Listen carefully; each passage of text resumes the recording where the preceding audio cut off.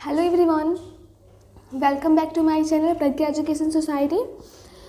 आज मैं फिर से बायोलॉजी के मॉडल पेपर को पढ़ाऊंगी। कल मैंने बायोलॉजी के मॉडल सेट 1 को पढ़ाया था और आज बायोलॉजी सेट 2 पढ़ाऊंगी। इसमें भी ऑब्जेक्टिव क्वेश्चन है और सब्जेक्टिव है। मैं ऑब्जेक्टिव और सब्जेक्टिव दोनों के आंसर्स बताऊँगी।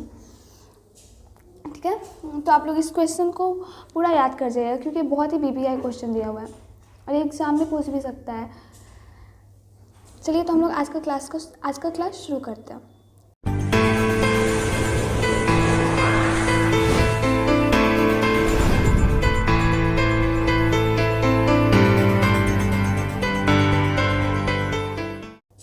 ऑब्जेक्टिव क्वेश्चन 25 है। तो इसमें सबसे पहला क्वेश्चन है, इनमें से कौन सा भाग अगुणित है? कौन सा भाग है जो हैप्लॉइड है, अगुणित है? डिम्ब है, युग्मनज है, अध्यावरण है या न्यूशेलस है? तो इसका राइट आंसर होगा ऑप्शन नंबर ख, युग्मनज। ये है जो हैप्लॉइड है। युग्मनज क्या है? हैप्लॉइड है, यानी अगुणित है। अब अगला है, एक एलील है, किसी गुण के जीनों की पूर्ण संख्या, मतलब एलील क्या है? किसी गुणों के जीनों की पूर्ण संख्या, जीनों के वैकल्पिक प्रकार, गुणसूत्र पर जीनों की पूर्ण संख्या, विशेषताओं के वैकल्पिक प्रकार। तो इसका राइट आंसर होगा ऑप्शन नंबर ग, जीनों के वैकल्पिक प्रकार है। क्या है? एलील जीनों के वैकल्पिक प्रकार है। अब अगला क्वेश्चन देखते हैं, आपस में जुड़े आहार श्रृंखलाओं का समूह क्या कहलाता है? जब आपस में आहार श्रृंखला जुड़े होते हैं तो उनके समूह को क्या कहा जाता है? ऑप्शन है आहार चक्र, आहार कॉम्प्लेक्स, आहार जाल, पोषी स्तर। तो इसका राइट आंसर होगा ऑप्शन नंबर ग, आहार जाल। इसको क्या बोलते हैं? आहार जाल बोलते हैं। अगला क्वेश्चन, कवक एवं उच्च कुल के पौधों की जड़ों के बीच बनने वाली सहजीवी संबंध को क्या कहा जाता है? हार्मोन्स, माइकोराइजा, लाइकेन, जैव विविधता। तो इसका सही आंसर होगा ऑप्शन नंबर ख, माइकोराइजा। अगला, जेम्यूलस पाए जाते हैं। जेम्यूलस किस में पाए जाते हैं? स्पॉन्ज में, हाइड्रा में, पेंसिलिया में, ईस्ट में। तो इसका सही आंसर होगा ऑप्शन नंबर क, स्पंज में क्या पाए जाते हैं? जेम्यूलस। अगला क्वेश्चन है, अगर एक सामान्य मनुष्य, एक लड़की जो हीमोफीलिया की कैरियर है, मतलब उसको हीमोफीलिया है, उससे शादी करता है, तब क्या होगा? सभी पुत्र हीमोफीलिया से ग्रसित होंगे, सभी पुत्रियां हीमोफीलिया से ग्रसित होंगी, 75% संतति हीमोफीलिया से ग्रसित होंगी, 50% पुत्र हीमोफीलिया से ग्रसित होंगे। तो इसका राइट आंसर होगा ऑप्शन नंबर घ। इसमें जब ये शादी करेगा हीमोफीलिया कैरियर वाली गर्ल से, तो क्या होंगे? 50% जो पुत्र होंगे हीमोफीलिया से ग्रसित होंगे, उनको हीमोफीलिया हो जाएगा। ठीक है, अब अगला क्वेश्चन, एक आहार श्रृंखला में शाकाहारी है। आहार श्रृंखला में शाकाहारी कौन है? प्राथमिक उत्पादकता, द्वितीयक उपभोक्ता, प्राथमिक उपभोक्ता, उपघटक। तो इसका सही आंसर होगा ऑप्शन नंबर क, प्राथमिक उत्पादक। ये क्या है? आहार श्रृंखला में शाकाहारी है। सॉरी, इसका कोई आंसर नहीं होगा, ऑप्शन नंबर ख इसका सही आंसर होगा। प्राथमिक उपभोक्ता, जो जैसे घास वास खाते हैं वो शाकाहारी होते हैं। जैसे हो गया खरगोश, हो गया बकरी, हो गया गाय, हो गया, ये सब क्या है? प्राथमिक उपभोक्ता है, तो ये लोग शाकाहारी होंगे। ठीक है, अब अगला क्वेश्चन, इनमें से कौन सा जैव उर्वरक धान के खेत में उपयोग होता है? कौन सा जैव उर्वरक है जो धान के खेत में उपयोग किया जाता है? जीवाणु, ईस्ट, साइनोबैक्टीरिया, कवक। तो इसका सही आंसर होगा ऑप्शन नंबर ग, साइनोबैक्टीरिया का उपयोग कहाँ किया जाता है? धान की खेती में। अगला है, इनमें किस पौधे में क्लिस्टोगैमी पाया जाता है? किस पौधे में है जो क्लिस्टोगैमी पाया जाता है? धतूरा में, पेटूनिया में, कॉमिलेना में, ग्लैडियोलस में। इसका सही आंसर होगा ऑप्शन नंबर ग, कॉमिलीना में क्या पाया जाता है? क्लिस्टोगैमी। इसका सही आंसर होगा ऑप्शन नंबर ग। अब नेक्स्ट क्वेश्चन, डीएनए का वह भाग जो अपना स्थान बदलता रहता है। डीएनए में कौन सा भाग है जो अपना जगह चेंज करते रहता है? ऑप्शन है सिस्ट्रॉन, ट्रांसपोजॉन्स, एक्सॉन, एंट्रॉन। तो इसका सही आंसर होगा ऑप्शन नंबर ख, ट्रांसपोजॉन्स। अगला क्वेश्चन है, एक पारिस्थितिक तंत्र के जैविक कारक है। पारिस्थितिक तंत्र के जैविक कारक कौन है? केवल उत्पादक, केवल अपघटनकर्ता, केवल उपभोक्ता, उत्पादक, उपभोक्ता एवं अपघटनकर्ता। तो इसका आंसर होगा ऑप्शन नंबर घ, जैविक कारक क्या है? सब होंगे ना, जो उत्पादक, उपभोक्ता एवं अपघटनकर्ता। इसका राइट आंसर ऑप्शन नंबर घ होगा। अगला, इनमें से कौन सा बैक्टीरिया दूध को दही में बदल देता है? मतलब दूध से दही बनाने में कौन से बैक्टीरिया का उपयोग होता है? ऑप्शन है प्रोपाइनी बैक्टीरिया, स्ट्रेप्टोकोकस, लैक्टोबैसिलस, बैसिलस। तो इसका सही आंसर क्या होगा? ऑप्शन नंबर ख होगा, लैक्टोबैसिलस है जो दूध को दही में बदल देता है। अगला है, अब लीची का खाने वाला भाग कौन है? लीची का कौन सा भाग हम लोग खाते हैं? ऑप्शन है एंडोस्पर्म, मेसोकार्प, एरिल, पीरिकार्प। इसका सही आंसर होगा ऑप्शन नंबर ग, एरिल। लीची का एरिल वाला भाग हम लोग खाते हैं। अगला क्वेश्चन है, 64 कोडॉन में से कितने एमिनो अम्ल के लिए कोड होते हैं? 64 जो कोडॉन होते हैं उनमें एमिनो अम्ल के लिए कितना कोड होता है? ऑप्शन है 64, 20, 61, 32। तो इसका सही आंसर होगा ऑप्शन नंबर ग, 61। अगला है, पारिस्थितिक तंत्र के अंदर ऊर्जा का प्रवाह एक जीव से दूसरे जीव में किस रूप में होता है? जब वो पारिस्थितिक तंत्र में होता है, वहाँ जीव बहुत सारे होते हैं, उनमें ऊर्जा का प्रवाह एक जीव से दूसरे जीव में किसके द्वारा होता है? प्रकाश द्वारा, रासायनिक पदार्थ द्वारा, गर्मी द्वारा, इनमें से कोई नहीं। तो इसका सही आंसर होगा ऑप्शन नंबर ग, रासायनिक पदार्थ द्वारा। ठीक है। अगला क्वेश्चन, बैक्टीरिया की खोज किसने की? बैक्टीरिया की खोज किसने की थी? ऑप्शन है पास्चर ने, कोच ने, लेवेनहॉक ने, रॉबर्ट हुक ने। तो इसका सही आंसर होगा ऑप्शन नंबर ग, लेवेनहॉक ने। बैक्टीरिया का खोज किसने किया था? लेवेनहॉक ने। नेक्स्ट, कौन सा कथन सत्य है? कथन जो इसमें दिया हुआ है कौन सा सत्य है? तुल्य रूपता अभिसारी विकास पर आधारित है, तुल्य रूपता अवसारी विकास पर आधारित है, समगतता अभिसारी विकास पर आधारित है, इनमें से कोई नहीं, नॉन ऑफ। तो इसका सही आंसर होगा ऑप्शन नंबर क, तुल्य रूपता है जो अभिसारी विकास पर आधारित है। ठीक है। अब अगला क्वेश्चन, किसने कहा था कि जीवन रूपों का विकास अंग के उपयोग एवं अनुपयोग के कारण हुआ? किसने कहा था कि जीवन रूपों का विकास अंग के उपयोग एवं अनुपयोग के कारण हुआ था? Alfred Wallace, Lamarck, Darwin, Miller. तो इसका सही आंसर होगा ऑप्शन नंबर ग, लैमार्क। अगला क्वेश्चन, थॉमस माल्थस के कार्य हैं। थॉमस माल्थस के कार्य कौन है? ऑप्शन है समशिष्ट संदर्भ, विकास प्रक्रम, चयन संदर्भ, क और ख दोनों। तो इसका सही आंसर होगा ऑप्शन नंबर क, समष्टि संदर्भ यानी पॉपुलेशन। ठीक है। अब अगला क्वेश्चन, शकरकंद तथा आलू उदाहरण है। शकरकंद तथा आलू किसके उदाहरण है? समजातता के, तुल्य रूपता के, परजीविता के, इनमें से सभी। तो इसका सही आंसर होगा ऑप्शन नंबर ख, तुल्य रूपता के। अगला क्वेश्चन, एस.एल. मिलर कौन थे? एस.एल. मिलर कौन थे? ऑप्शन है एशियन वैज्ञानिक, अमेरिकन वैज्ञानिक, यूरोपियन वैज्ञानिक, भारतीय वैज्ञानिक। तो इसका सही आंसर होगा ऑप्शन नंबर ग, अमेरिकन वैज्ञानिक। एस.एल. मिलर कहाँ के थे? अमेरिका के थे। अगला है, प्राकृतिक वर्णन सिद्धांत किसने दिया था? प्राकृतिक वर्णन सिद्धांत किसने दिया था? लैमार्क ने, डार्विन यानी वर्णन मतलब चुनाव होता है, प्राकृतिक चुनाव का सिद्धांत किसने दिया था? लैमार्क ने, डार्विन ने, एल्फ्रेड वॉलेस ने, इनमें से कोई नहीं। तो इसका सही आंसर होगा ऑप्शन नंबर ख, डार्विन ने। प्राकृतिकवाद का चुनाव किसने दिया था? डार्विन ने दिया था। अगला क्वेश्चन है, अब समजातीय संरचना वे होते हैं जिनके क्या हो, डैश हो। तो देखिए ऑप्शन है शारीरिक संरचना समान लेकिन क्रियाकलाप में सामान्यता भिन्नता, क्रियाकलाप में समानता लेकिन शारीरिक संरचना में भिन्नता, शारीरिक संरचना एवं क्रियाकलाप में समानता और शारीरिक संरचना एवं क्रियाकलाप में भिन्नता।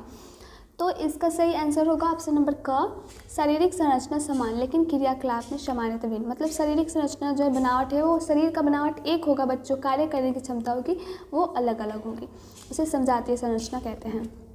ठीक है।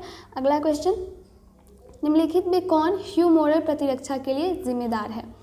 B lymphocyte, L lymphocytes, T lymphocytes, P lymphocytes. तो इसका सही आंसर होगा ऑप्शन नंबर क, बी लिम्फोसाइट जो है ह्यूमोरल प्रतिरक्षा के लिए, इम्यूनिटी के लिए आवश्यक है। ठीक है। अगला क्वेश्चन है, कोकीन प्राप्त किया जाता है। कोकीन क्या है? एक ड्रग्स है, वो किससे प्राप्त किया जाता है? पैपावर सेमिनिफेरम से, राउल्फिया स्पेंट्राइना से, अरेका कैक्टस से, इरिथ्रोजाइलॉन कोका से। तो इसका सही आंसर होगा ऑप्शन नंबर ग, इरिथ्रोजाइलॉन कोका से प्राप्त होता है कोकीन। अब ये ऑब्जेक्टिव क्वेश्चन समाप्त हुआ।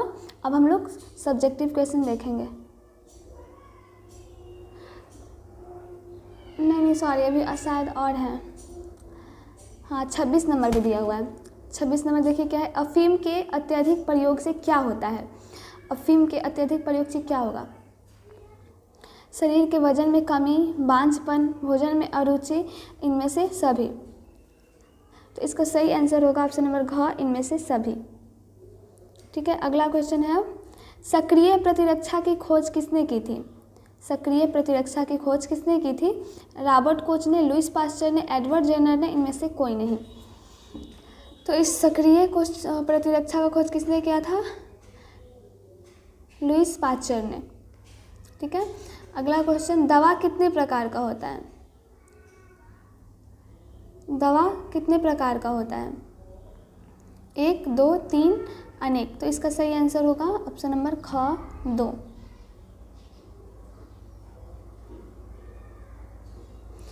ऑब्जेक्टिव खत्म हुआ। अब हम लोग सब्जेक्टिव देखेंगे। ये शॉर्ट आंसर है, जो 2 मार्क्स के क्वेश्चंस आते हैं ना, ये उन्हीं के आंसर है। देखिए तो इसमें क्वेश्चन है सबसे फर्स्ट, द्विनिषेचन का क्या महत्व है। द्विनिषेचन का क्या महत्व है। द्विनिषेचन कहाँ होता है, ये पौधों में होता है, फूलों में। तो देखिए इसका महत्व, द्विनिषेचन का आवृत बीजी पौधों में विशेष महत्व है। द्विनिषेचन का क्या है, आवृत बीजी पौधों में बहुत अधिक महत्व है। क्यों, क्योंकि यह पौधे में केवल संयुग्मन होता है और त्रिसंलयन नहीं होता है, जिससे क्या होता है, भ्रूणपोष नहीं बनता है और इसके फलस्वरूप अविकसित भ्रूण वाला बीज बनेगा या बीज भ्रूणहीन होगा। ये तो फर्स्ट हुआ। और दूसरा है, द्विनिषेचन के फलस्वरूप ही भ्रूणपोष का निर्माण होता है। क्या होता है, जब पौधे में, फूलों में द्विनिषेचन होता है तभी भ्रूणपोष का निर्माण होता है और भ्रूणपोष ही भ्रूण को भोज्य पदार्थ उपलब्ध कराता है। भ्रूणपोष में मातृ एवं पितृगण सूत्र पाए जाते हैं, अतः भ्रूणपोषीय कोशिकाओं में संकर ओज यानी हाइब्रिड विगर के कारण शरीर क्रियात्मक आक्रामकता दिखाती है। ठीक है, ये इसका आंसर हो गया। अब नेक्स्ट क्वेश्चन देखते हैं हम लोग, और आप लोग उसको लिखते जाइए प्लीज़। नेक्स्ट आप सेकेंड नंबर क्वेश्चन है, स्वप्रभाविता क्या है, उदाहरण सहित समझाएं। ये मेंडल के नियम में आता है, स्वप्रभाविता और प्रभाविता का नियम भी आता है। ये क्या है, इसको उदाहरण सहित समझाना है। देखिए तो इसका आंसर होगा, F1 पीढ़ी के संकरों में अगर किसी जीन के दोनों विकल्प, युग्मविकल्पी या एलील समान रूप से साथ साथ अभिव्यक्त हो, मतलब F1 पीढ़ी में जब संकर कराया जाता है तो जो एलील हो वो समान रूप से अभिव्यक्त हो, इन युग्मविकल्पियों को स्वप्रभावी एलील तथा इनकी वंशागति को स्वप्रभाविता कहते हैं। F2 पीढ़ी में संतानों का जीन प्रारूप और लक्षण प्रारूप दोनों में 1:2:1 का अनुपात होता है। उदाहरण क्या है, मवेशियों के त्वचा के बालों के रंग की स्वप्रभाविता। इसका आंसर हुआ, आप लोग इसको नोट करते जाइए, ये बहुत ही इंपॉर्टेंट क्वेश्चन है, एग्जाम में पूछ भी देता है। ठीक है, अब अगला क्वेश्चन, और इसका ये सूत्र संरचना भी बनाया हुआ है। अगला क्वेश्चन है, बीटी कॉटन क्या है। बीटी कॉटन क्या है, देखिए तो बीटी कॉटन बहुत ही इंपॉर्टेंट क्वेश्चन है, इसको आप लोग प्लीज़ नोट कर लीजिए। बीटी कॉटन यह पीड़क प्रतिरोधी फसलों का निर्माण है जो पीड़क नाशकों की मात्रा को कम प्रयोग में लाती है। बीटी एक प्रकार का जीव विष है जो एक जीवाणु बैसिलस थुरिंजिएंसिस के द्वारा उत्पादित होता है, जिसे संक्षेप में बीटी कहते हैं।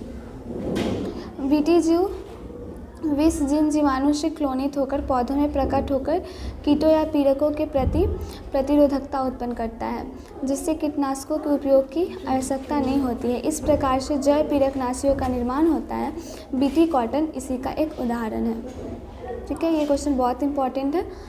अगला है, रेडियोधर्मी प्रदूषण किसे कहते हैं। रेडियोधर्मी प्रदूषण किसे कहते हैं, इसके स्रोत क्या है, इसका भी नाम डालना है। देखिए रेडियोधर्मी प्रदूषण क्या है। रेडियोधर्मी पदार्थों की क्रियाशीलता के कारण मुक्त होने वाले अल्फा बीटा गामा विकिरण द्वारा होने वाले प्रदूषण को क्या कहते हैं? रेडियोधर्मी प्रदूषण कहते हैं। मतलब जो अल्फा बीटा गामा विकिरण से जो प्रदूषण उत्पन्न होता है उसे ही रेडियोधर्मी प्रदूषण कहते हैं। रेडियोधर्मी पदार्थों के विकिरण से निकलने वाली अल्फा बीटा गामा किरणें उत्परिवर्तन उत्पन्न करती हैं और इसके स्रोत क्या है? नाभिकीय विस्फोट है, कोबाल्ट 60, स्ट्रांसियम 90, थोरियम 137, कार्बन 14 आदि है। अगला है अब अम्ल वर्षा के दुष्प्रभाव को लिखिए। अम्ल वर्षा से क्या दुष्प्रभाव होता है उसको लिखना है।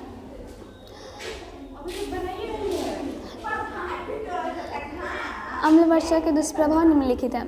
अम्ल वर्षा अम्लों के जमाव के कारण ऐतिहासिक स्मारकों जैसे ताजमहल, स्टैच्यू ऑफ लिबर्टी आदि को क्षति पहुंचाती है। अम्ल वर्षा क्या करती है? अम्लों के जमाव के कारण ऐतिहासिक स्मारकों जैसे ताजमहल, स्टैच्यू ऑफ लिबर्टी आदि को क्षति पहुंचाती है। अगला है अम्ल वर्षा मृदा में उपस्थित लाभदायक सूक्ष्म जीवों समुदायों को मारती है। जो मिट्टी में सूक्ष्म जीव उपस्थित होते हैं, जो खेतों में बहुत जो उर्वरक होते हैं ना वो होते हैं, उसको क्या करते हैं? स्थलीय पारितंत्र गड़बड़ा जाता है। मतलब जब अम्ल वर्षा होता है तो वो जीवाणु मर जाते हैं। अगला है जलीय पारितंत्र में अम्ल वर्षा प्लवकों, मोलस्कों, मछलियों आदि को 5 से कम pH पर मार देती है, जिससे खाद्य श्रृंखला क्या होती है? गड़बड़ा जाती है। अगला क्वेश्चन है संस्पर्श संदमन की व्याख्या करें। संस्पर्श संदमन, एक्सप्लेन कंटेंट इनहिबिशन, ये क्या है? इसका व्याख्या करना है। देखिए, अनियंत्रित कोशिका विभाजन द्वारा कोशिका में असाधारण वृद्धि तथा गुणन होना कैंसर की पहचान है। कैंसर पीड़ित कोशिकाओं को मैलिग्नेंट नीमोप्लाज्मल कहते हैं। ये बहुत इंपॉर्टेंट है, मैलिग्नेंट। ये कोशिकाएं पड़ोस स्थित कोशिकाओं की कीमत पर आवश्यक पोषक तत्व लेकर अपना वृद्धि करते हैं तथा अंततः पड़ोसी कोशिकाओं को मार देते हैं। कैंसर कोशिकाएं सामान्यतः कोशिकाओं के संपर्क में आने पर उनमें गति तथा वृद्धि को स्थगित कर देते हैं। उन्हें इस गुण को संस्पर्श संदमन कहते हैं। ठीक है, ये इसका आंसर हुआ। अब अगला क्वेश्चन है शांति कारक औषधि क्या है? उदाहरण के साथ समझाएं। शांति कारक औषधि क्या है? इसको उदाहरण के साथ समझाना है। What is tranquillisers? ठीक है, इसका आंसर होगा शांति कारक औषधि मानसिक चिंता व तनाव से मुक्ति दिलाती है तथा मन को शांति प्रदान करती है। इसका उदाहरण है बेंजोडाइजेपिन्स, यह मानसिक चिंता को दूर कर मन को शांत करता है। और एक है फेनोथोजाइसिन, मानसिक रोगियों में ये चिंता निवारण का कार्य करता है। और यह रिसरपाइन या अश्वगंधा से प्राप्त की जाती है जो मानसिक चिंता तथा तनाव से छुटकारा दिलाती है। ठीक है, अब अगला क्वेश्चन, विद्यालयों में यौन शिक्षा को क्यों बढ़ावा देना चाहिए? यौन शिक्षा जो है सेक्स एजुकेशन को क्यों बढ़ावा देना चाहिए? आंसर है विद्यालयों में यौन शिक्षा की पढ़ाई को बढ़ावा दिया जाना चाहिए। विद्यालयों में यौन शिक्षा की पढ़ाई को बढ़ावा दिया जाना चाहिए ताकि युवाओं को सही जानकारी मिल सके। मतलब यौन क्या मतलब यौन एजुकेशन और इससे जो इन्फेक्शन होता है उससे उनको जानकारी मिल सके। बच्चे यौन संबंधी विभिन्न पहलुओं के बारे में फैली भ्रांतियों पर विश्वास न करें और उन्हें यौन संबंधी गलत धारणाओं से छुटकारा मिल सके। ठीक है, अगला है अब 4 जनन संबंधी समस्याओं का नाम बताएं। 4 जनन संबंधी समस्याओं का नाम बताना है। इसका English name for reproduction related problems, मतलब रिप्रोडक्शन से जो रिलेटेड प्रॉब्लम्स हैं उनका नाम बताना है। तो देखिए, संगर्भता, प्रसव, यौन संचारित रोग, गर्भपात, बंध्यता, ऋतुस्राव संबंधी समस्याएं, ये हैं रिप्रोडक्शन से रिलेटेड प्रॉब्लम्स। ठीक है, अब अगला क्वेश्चन, शुक्राणु का एक नामांकित आरेख बनाएं। ये बहुत ही इंपॉर्टेंट क्वेश्चन है। शुक्राणु का डायग्राम ड्रॉ करना है, तो आप लोग बना लीजिएगा। देख लीजिए, ये है शुक्राणु का डायग्राम। ये इसका शीर्ष है, हेड, इसमें 2 होते हैं। हेड में अग्रपुंज होता है और न्यूक्लियस होता है। अग्रपुंज को ही एक्रोसोम बोलते हैं और ये मध्य भाग में होते हैं सेंट्रियोल और माइटोकॉन्ड्रिया। और ये जो होता है शुक्राणु का पूंछ होता है जो ऊर्जा में मदद करता है, मतलब शुक्राणु को आगे बढ़ाने में मदद करता है। अगला है मारक टी कोशिका यानी किलर टी सेल्स किस प्रकार कार्य करती हैं?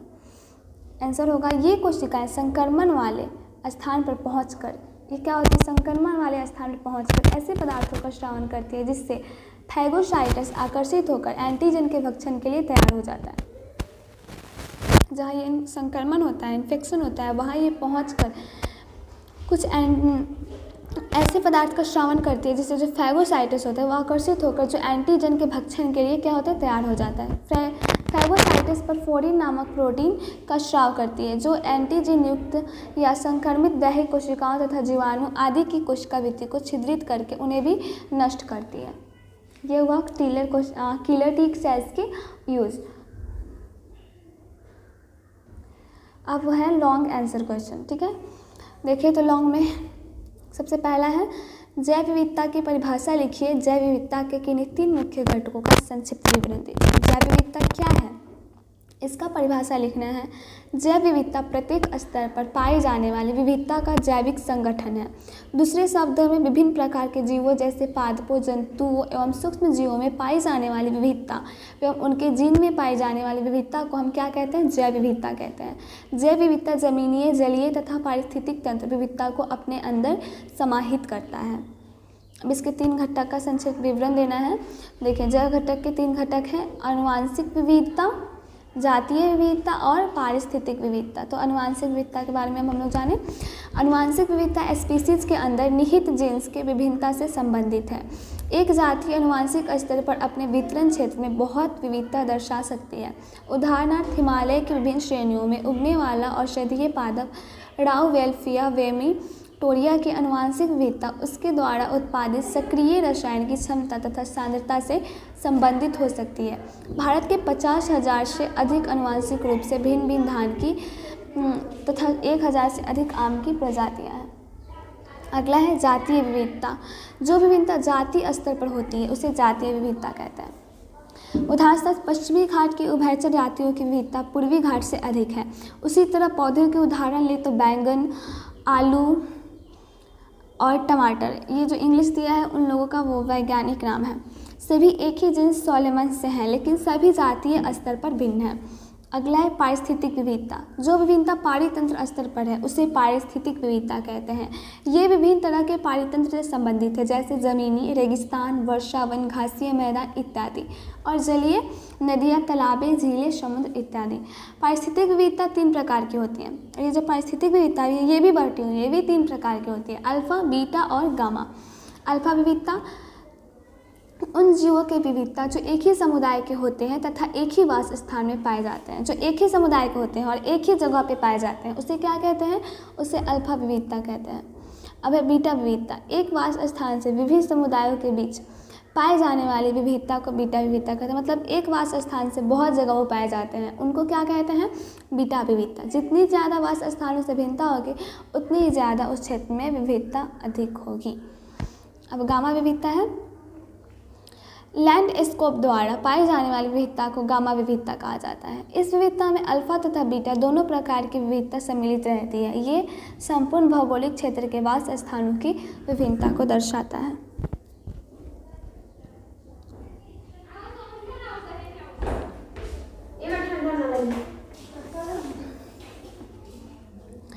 अब सेकंड क्वेश्चन है, परागण की परिभाषा दीजिए। पौधों में पर परागण की विधियों का वर्णन करें। पराग कोष्ठी झड़ने के बाद परागणों का स्त्री के शरीर के वर्तिकाग्र तक स्थानांतरण को परागण कहते हैं। पुष्पीय पौधों में परागण 2 विधियों द्वारा होता है, स्वपरागण और परपरागण। स्वपरागण में एक ही पुष्प के परागकोष्ठ के परागकणों का स्थानांतरण उसी पुष्पों के वर्तिकाग्र पर या उसी पौधों के अन्य पुष्प के वर्तिकाग्र पर होता है। परपरागण एक पुष्प के परागकण का स्थानांतरण दूसरे पौधे के पुष्प के वर्तिकाग्र पर होता है। फिर पौधों में परपरागण की विधियाँ। एक लिंगता, तो पौधे एक लिंगी तथा एक लिंगिश्रायी होते हैं तो उनमें हमेशा परपरागण होता है, जैसे पपीता। नेक्स्ट है स्वबंधता। जब एक पुष्प के जनांग का वर्तिकाग्र उसी पुष्प के परागकणों से परागित नहीं होता है, जैसे आलू, मटर इत्यादि। और दूसरा है भिन्न कालपवता। जब एक द्विलिंगी पुष्प के पुंकेसर एवं वर्तिकाग्र भिन्न भिन्न समय पर परिपक्व होते हैं। ये 2 प्रकार का होता है, स्त्री प्रवता, जब पहले अंग परिपक्व होता है जैसे बरगद, और और दूसरा है पूर्ण पूर्वता, जो पहले पुमंग परिपक्व होता है, जैसे मकई। उभयलिंगिता, कुछ पुष्पों में पराग कोष और वर्तिकाक के बीच प्राकृतिक रोध होता है, जिसके कारण स्वपरागण नहीं हो पाता है, जैसे मटर। विषम वर्तिकाक्त्व, कुछ पौधों के पुष्पों में पुमंग और वर्तिका विभिन्न लंबाई के होते हैं, जिससे स्वपरागण संभव नहीं हो पाता है, जैसे प्राइमूला, खट्टी, बुट्टी इत्यादि। अगला क्वेश्चन है, जीन चिकित्सा क्या है? जीन थेरेपी, इसको बोलते हैं जीन थेरेपी। क्या है? एडिनोसिन डाइडिएमिनेज एडीए की कमी का उदाहरण देते हुए व्याख्या करें। जीन चिकित्सा बहुत ही इंपॉर्टेंट क्वेश्चन है। तो देखिए इसका आंसर होगा, जीन चिकित्सा में उन विधियों का सहयोग लेते हैं जिनके द्वारा किसी बच्चे या भ्रूण में चिन्हित किए गए जीन को सुधार किया जाता है। मतलब बच्चों में जो अनुवांशिक गुण होते हैं, जैसे भ्रूण में कुछ हो मतलब चेंजिंग करना होता है, किसी भी मतलब दूसरे जीन को लेके मतलब व्यक्ति के उसमें वो जो खराब जीन है उसको हटा के उस जीन को डाला जा सकता है। इसी को हम लोग जीन थेरेपी कहते हैं। इसमें रोग के उपचार हेतु जीनों को व्यक्ति के कोशिकाओं या ऊतकों में प्रवेश कराया जाता है। अनुवांशिक दोष वाली कोशिकाओं के उपचार हेतु सामान्य जीन का व्यक्ति या भ्रूण में स्थानांतरित करते हैं, जो निष्क्रिय जीन की क्षतिपूर्ति कर उसके कार्यों को संपन्न करता है। और यह प्रयोग सबसे पहले एक 4 वर्षीय लड़की पर की गई थी 1990 में, उसमें किस चीज़ की कमी दूर की गई थी? एडिनोसिन डीएमिनेज एडीए की कमी दूर करने के लिए किया गया था। यह एंजाइम प्रतिरक्षा तंत्र के कार्य के लिए अति आवश्यक होता है। उपयुक्त समस्या जो एंजाइम एडिनोसिन डीएमिनेज के लिए जिम्मेदार है, जो इसके लोप के कारण होता है। कुछ बच्चों में एडीए की कमी का उपचार अस्थि मज्जा के प्रत्यारोपण से होता है, जबकि दूसरों में एंजाइम प्रतिस्थापन चिकित्सा द्वारा उपचार किया जाता है, जिसमें सुई द्वारा रोगी को सक्रिय एडीए दिया जाता है। उपरोक्त दोनों विधियों में यह कमी है कि ये पूर्णतः रोगनाशक नहीं है।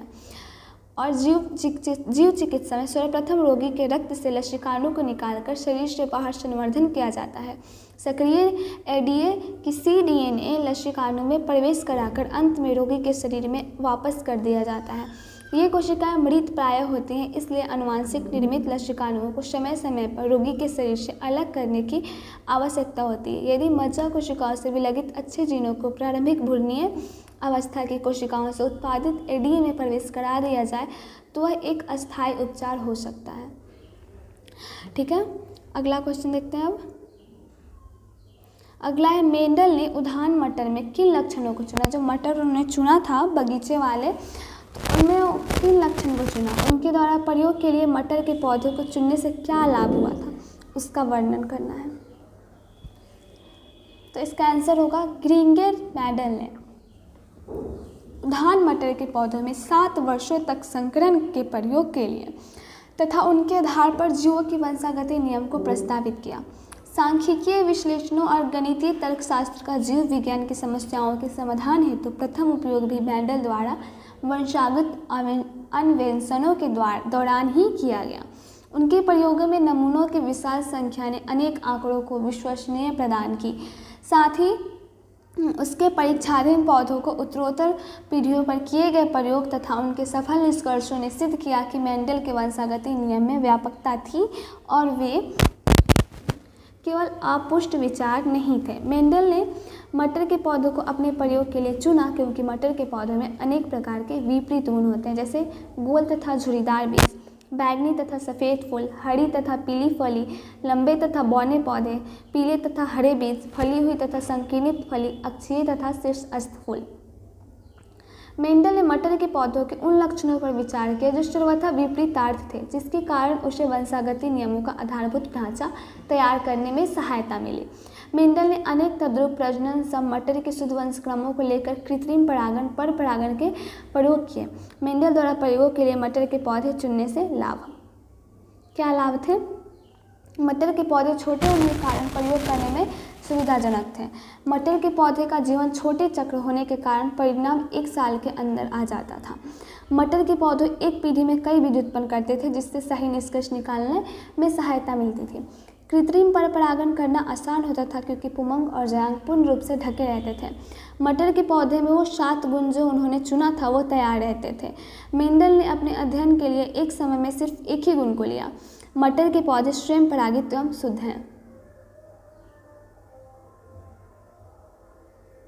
अगला क्वेश्चन है शुक्र जनन नलिका की संरचना का सचित्र वर्णन करना है। इसको चित्र के साथ वर्णन करना है, शुक्र जनन नलिका। तो देखिए इसका आंसर, इसको वृषणपालिका, वृषणपालिका के अंदर शुक्राणु का पैदा एक अति कुंडलित शुक्रजनन नलिकाएं होती हैं। प्रत्येक शुक्रजनन नलिका का भीतरी भाग 2 प्रकार की कोशिकाओं से स्तरित होता है, जिन्हें नर जन्म कोशिकाएं और सर्टोली कोशिकाएं कहते हैं। नर जन्म कोशिकाएं अर्धसूत्रीय विभाजन के फलस्वरूप शुक्राणुओं का निर्माण करती हैं, जबकि सर्टोली कोशिकाएं जन्म कोशिकाओं को पोषण प्रदान करती है। शुक्रजनक नलिकाओं के बाहरी क्षेत्र को अंतराली अवकाश कहा जाता है। इसमें छोटी छोटी रुधिर वाहिका और अंतराली कोशिकाएं या लीडिंग कोशिकाएं होती हैं। लीडिंग कोशिकाएं पुंजन नामक वृषण हार्मोन संश्लेषित और स्रावित करती है। कुछ अन्य कोशिकाएं भी होती हैं जो प्रतिरक्षात्मक का कार्य करती हैं, और ये है उसका डायग्राम।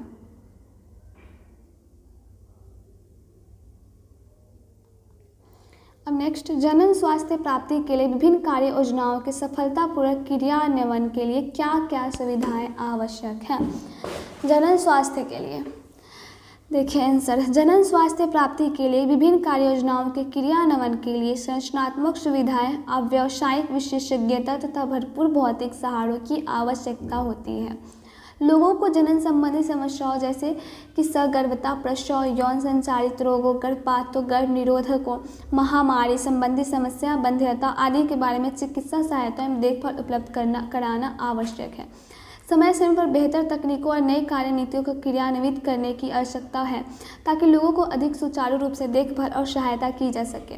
बढ़ती मादा भ्रूण हत्या की कानूनी रोक के लिए उल्वेधन, एमिनोसेंटेसिस जांच, लिंग परीक्षण पर वैज्ञानिक प्रतिबंध तथा व्यापक प्रतिरक्षण यानी टीका आदि कुछ महत्वपूर्ण कार्यक्रमों को भी शामिल किया गया है। आप लोग इसको नोट करते जाइए। अगला क्वेश्चन अब देखते हैं। अगला है औषधि से क्या समझते हैं, यानी मेडिसिन, औषधि, ड्रग। इसके दोनों प्रमुख प्रकारकों का उदाहरण के साथ वर्णन करें। वैसे पदार्थ जो शारीरिक कष्ट या रोग के निवारण, रोकथाम एवं जांच में सहायक हो उसे क्या कहते हैं, मेडिसिन, यानी ड्रग भी बोलते हैं, औषधि कहते हैं। शरीर पर पड़ने वाले अनेक प्रकार के आधार पर औषधियों को 2 समूह में बांटा गया है, मस्तिष्क प्रभाव औषधि और स्नायु तंत्र प्रभावी औषधि। मस्तिष्क प्रभावी औषधि है, उनका प्रभाव प्रत्यक्ष रूप से मस्तिष्क पर पड़ता है, जिससे के कारण मानव के स्वभाव में परिवर्तन हो जाता है, इसलिए इन्हें मिजाज बदलने वाली दवा भी कहते हैं, जैसे कैफीन, कोकीन, अफीम, स्मैक, हीरोइन इत्यादि। और है स्नायु तंत्र प्रभावी औषधि, ये केंद्रीय स्नायु तंत्र को प्रभावित करता है और विभ्रम की स्थिति उत्पन्न होती है। उदाहरण के लिए एलडीएस, भांग, गांजा, चरस इत्यादि। अगला है मलेरिया के लक्षण एवं रोकथाम के उपयोग का वर्णन करें। मलेरिया के रोकथाम को और उसका लक्षण क्या है, उसको उपयोग का वर्णन करना है। तो देखिए मलेरिया के लक्षण, जारे कंपन के साथ बुखार, सर दर्द, पेशियों में दर्द, आरबीसी की संख्या में कमी यानी रेड ब्लड सेल्स में की कमी हो जाती है, प्लीहा का आकार बढ़ जाता है, रोगी की एक अस्थायी अवधि 48 से 72 घंटा के अंतराल पर बुखार आ जाता है। रोकथाम है मच्छरों को विनष्ट करें। मलेरिया रोग मादा एनफिलीज मच्छरों के काटने से फैलता है। मलेरिया रोग किससे होता है, मादा एनफिलीज मच्छरों के काटने से। ये ऑब्जेक्टिव क्वेश्चंस भी होता है, ये ऑब्जेक्टिव में भी पूछ सकता है। मलेरिया रोग किससे होता है, मादा एनफिलीज मच्छरों के काटने से, इसलिए इन्हें विनष्ट कर उसे रोका जा सकता है। उसके लिए डीडीटी का छिड़काव तथा केरोसिन छिड़का जाता है। मच्छरों को गैम्बुशिया नामक मछलियों से जैव नियंत्रण किया जा सकता है। किस मछली से, गैम्बुशिया नामक मछली से उसका जैव नियंत्रण किया जा सकता है। दूसरा है संक्रमण से बचाव, मनुष्यों को मच्छरदानी का उपयोग करना चाहिए। मच्छर निरोधक क्रीम या सरसों का तेल शरीर के खुले भाग पर लगाना चाहिए। कुनैन या प्लियोड्रोडिन नामक दवाओं का प्रयोग करना चाहिए। तो आज का ये सारा क्वेश्चन खत्म हुआ। हम लोग फिर कल देखेंगे बायोलॉजी के मॉडल पेपर 3। ठीक है, तब तक आप लोग इस वीडियो को प्लीज़ एंड तक देखिएगा और जितने भी क्वेश्चन है प्लीज़ उसको नोट कर लीजिएगा, बहुत इंपॉर्टेंट क्वेश्चन है ये सब।